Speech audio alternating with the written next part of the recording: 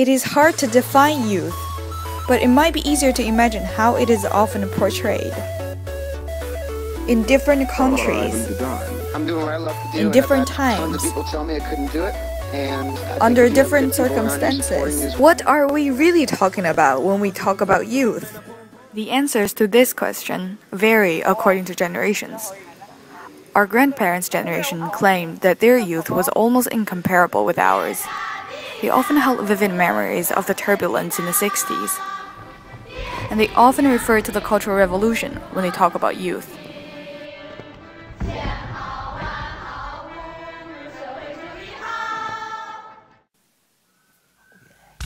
Their personal stories can be viewed as an interpretation of the collective memories they shared. Collective memories can be created, changed, or even erased. When we hear their stories, we're looking at history from bottom up. We see how groups of people in the past negotiated and selected past in order to affect the present we are having today. Economics and politics shape our history and leave their footprints on the evidence historians have been trying to collect. The past is indeed owned by all, but history is shaped more by those in power, with wisdom, or maybe even by chance. Historical facts could only be reached by those who really spared their efforts in searching. One example of collective memories that our parents from China might share is the memory of Tiananmen Square protests in 1989, which remains a very controversial topic in both mainland and Hong Kong. When some student leaders look back, they said it was a disorganized and aimless movement. So maybe youth, to some extent, imply emotional, irrational, or even naive behaviors.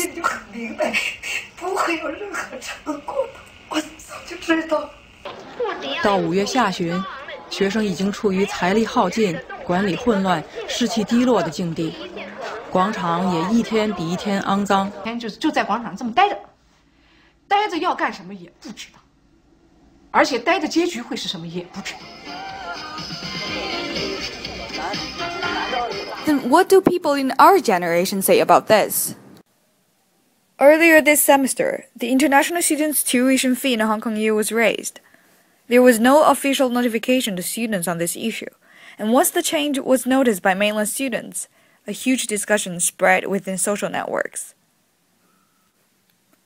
An online event was started, asking for an explanation and more communication between the non-local students and the school. And soon later, this triggered a broader discussion about the integration problem between the locals and non-locals in Hong Kong U, which itself didn't suddenly appear recently. In this case, the younger generation is becoming more aware of their role in the society. When faced with identity crisis and inequality of power in a new cultural environment, many of them don't just step back and stay within their comfort zone. Instead, they are reaching out from their own private matters to think of public issues. They're taking on a sense of responsibility. They try to perform the art of mistrust, and eager for a new level of reality, beyond the facade. I also interviewed my parents and some other people in the same age range, including my German professor, Cantonese teacher, several security guards in residential college, and some shopkeepers I randomly met.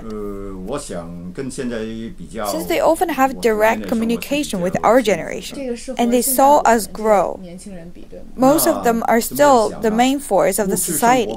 They expressed more concerns and worries than any other generations.